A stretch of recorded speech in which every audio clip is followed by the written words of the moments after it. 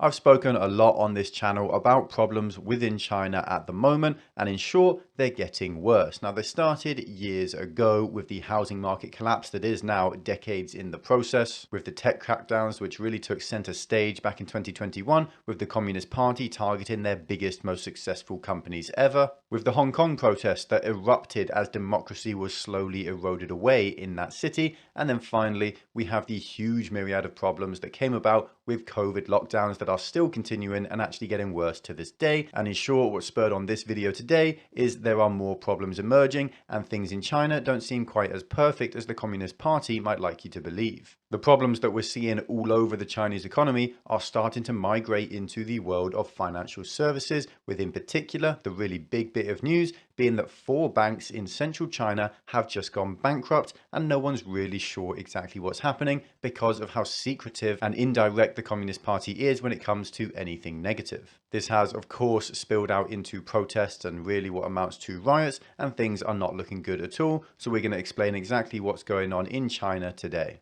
Well, according to the Communist Party, there's been a massive amount of banking fraud, in particular with these 4 rather small banks in central China in the Henan province, and thousands of people have lost their deposits, amounting to billions of dollars worth of losses. Now, this really did come out of nowhere, but it started when the banks stopped accepting withdrawals. You weren't able to take money out online, you weren't able to go into a bank and take it out, and ATMs stopped working too. Essentially, the banks ran out of money, and so they just turned off their taps. Now, government officials were, of course, still able to get their cash out, something which is annoying most people on the ground, because ordinary citizens were not so lucky, and thousands of them have lost out on their entire life savings as a result of this. Now, the police and the Communist Party are claiming that this is an example of massive fraud from within the banking industry. They're blaming capitalism and saying that this is the action of greedy bankers who need to be curbed. And they're also making the distinct claim that this has absolutely nothing to do with poor business conditions, with the fact that banks all over China are starting to go under,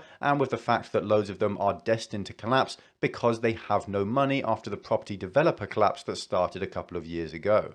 The truth is here, though, that these 4 banks, all entirely independent, all breaking down at the exact same time for the exact same reason, doesn't really scream of fraud. And the truth is that they simply don't have any money left because their loans that they gave out to these property developers are not being repaid, and they're not going to be repaid because those property developers themselves are derelict. Now, as this stems from the housing market crash that China is currently experiencing, we can't really expect this story to end here. We should expect more examples of banks going under like this to come out over future weeks and months and years. And we should also expect the police and the Communist Party to try their best to hide what's actually happening, as they have done at this time round. Unfortunately for China, though, this isn't going quietly, and it is making worldwide news. There is so much footage of these protests of Chinese citizens being really worried and really upset because they're losing their life savings. There's loads of footage of police in uniformed equipment, but also what seems to be secret police putting down these protests in a really rather violent way, and so the stories are not going to stop coming. Unfortunately for the communists, though, the only problem in China is not with their banking industry. The problems with COVID, and in particular China's zero COVID policy, are still 100% there as well. Now, over the last few weeks, there have actually been rumors emerging suggesting that China and the Communist Party might be turning back on their zero COVID policy, and they might be getting a little bit more lenient, accepting the idea that COVID may just be endemic and that it's here to stay, and that the Chinese need to learn to live with it. Unfortunately, though, over the last few days, that rumor seems to have been put to bed just another time, because Macau has shut down all of its casinos after having no more than 100 COVID cases pop up in the city. Now, Macau is an absolutely monstrous city. It is the gambling capital of the world. It's far, far larger than Las Vegas or Atlantic City, or pretty much any other place either. Now, along with the casinos being shut down, almost all other non-essential businesses are being shut down as well. The only ones that are actually still active are those which are 100% essential to keeping the city moving, things like food and medicine. Now, over the last few months, we've had a lot of news coming in and out about cities like Shanghai going into lockdown, and they have now finally re-emerged from that lockdown. But it's clear, in my point of view, that this is a sign that the Communist Party is maintaining this zero COVID stance, that they're continuing to lock down cities when COVID cases pop up. And so we shouldn't expect that principle and that action to stop anytime soon either, because as I said, COVID is endemic, it's going to stay, and it's never going to be rid of. Now, again, unfortunately for China, that isn't the only problem that the country is facing, and this time we're talking about China and its relations with the West and with the United States in particular. Now, China is obviously still an export-based economy, even if it is working to become a little bit more service-based into the future. It isn't actually there yet, and unfortunately, again, they export most of their products to countries which are actually less than friendly, like the United States, the rest of Europe, and Australia. Now, it won't exactly shock you to hear this, but tensions between East and West are getting worse, and this process has really accelerated first with the COVID pandemic itself, which almost definitely emerged from China, and there's a very high likelihood it emerged from a lab in Wuhan, and then secondly, with the war in Ukraine started by Russia, and of course, backed at least on a notional level by China. Now, the newest development in this is Blinken from the US came out and he blasted China for the support that they're giving to Russia's war in the way that they aren't sanctioning and that they aren't working to actually stop the violence from happening. This is pretty much as direct as the US can get when it comes to criticizing China and their actions. We're never going to see it come out from something like Joe Biden, but Blinken is very high up, and so this is rather major. China, of course, isn't happy with the West either. Tensions do go both ways, and so China came out and blasted the US for supporting Taiwan's independence, something which has again been a trigger point over recent years. But it isn't just words and talk that's causing this deteriorating tensions. We also have the actual actions coming out from the US and from China. In particular here, we're talking about sanctions or tariffs regarding China and those exports that they give out to the rest of the West. Now, usually when we're talking about tariffs in China, we're talking about the Trump-era tariffs that Trump put into place to try and limit the amount of importing that the US was doing from China. And then so far throughout Biden's presidency, Biden has maintained them in place. He hasn't seen fit to get rid of them yet, although there has been some talk of that coming, not to appease China, but to reduce inflation to some extent. The stuff we're talking about today, though, is that actually trade restrictions are likely going to be increasing between the two rival superpowers. They're not going to be decreasing, and this is once again representative of the deteriorating tensions between the two states. Now, I'm going to try not to get bogged down into what is right or wrong here because, frankly, for a finance channel, it doesn't matter which side has the moral authority here. What matters is that this is going to impact business and it's going to impact the markets because companies are going to have to pick a side. If they're based in the US and that's where most of their consumers are, then they're likely going to have to change their supply chains into the future,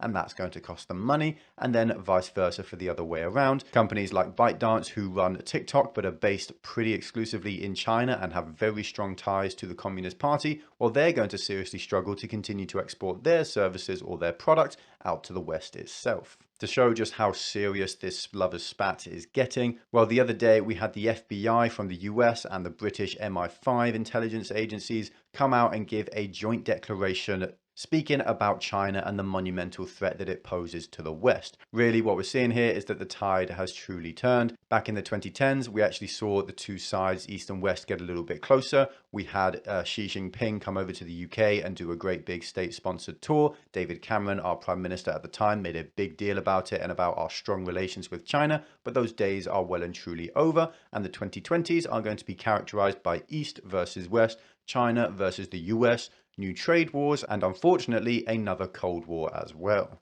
This will make investing in multinational global corporations very difficult to gauge. It's going to be very difficult to see how they evolve into the future, which sides they pick. A brilliant example of this is a company like HSBC, sort of British, but also sort of based out of the East as well. And right now it makes most of its revenue from Asia, and so that's where it seems to be orienting itself. Finally then, we've spoken a little bit about the property developer collapse here, and I'm sure you won't be surprised to hear that Evergrande is in the news once more, basically because they have $300 billion, yes, billion with a B, worth of debt, and there's just no way out for them. Their collapse is still looming, although it has been propped up in a pretty massive way by the state in China.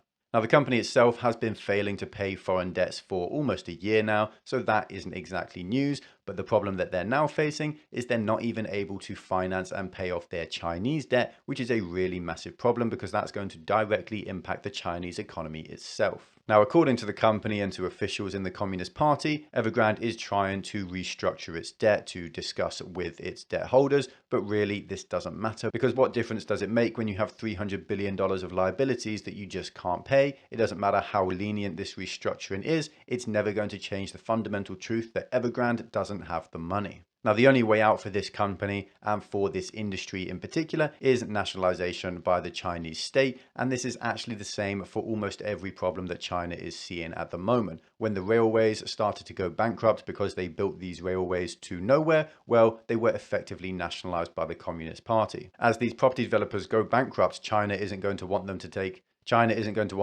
down the banks with them, so they'll soft nationalize both the developers and the banks, taking full control of those industries. When tech companies became too powerful, the Communist Party forced its own party members onto the boards of these companies and has started the process of soft nationalizing them as well. Now, in the short term, this is a fix for China. It will stop the immediate collapse of these businesses and of these industries. But in the long term, there's one major problem that this process is going to cause, and it's just the basic idea that these are going to become state-run industries. They're going to get less and less efficient. There are going to be no market forces at play, and there's going to be no capitalism. So in the long run, China's growth will be massively stunted by this change. Now, I left this to the end of the video because I didn't want to just bombard you with 2 or 3 minutes worth of footage from the protests going on in China right now, but the footage really is quite shocking, so I do feel I ought to show you at least a little bit of what's going on.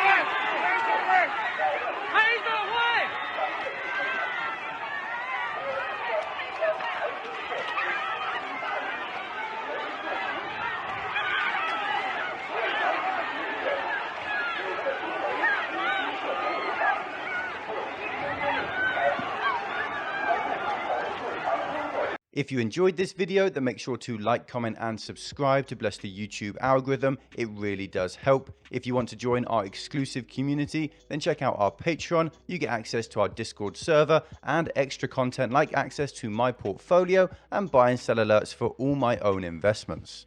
Also, make sure to check out the link in the description to Masterworks. It can help you protect your portfolio against market turmoil through fractional shares of art from world-famous artists. Art has historically proven to be uncorrelated to the markets, so it's a really valuable resource with the markets falling every week. There's also a link in the description to Capital, which helps you to invest in crypto through your tax-advantaged IRA, which could literally save you thousands. If you, like me, think crypto going down is a buy-in opportunity, then now is the perfect time to join Capital. Thank you all for watching. Stay stoic. Until next time.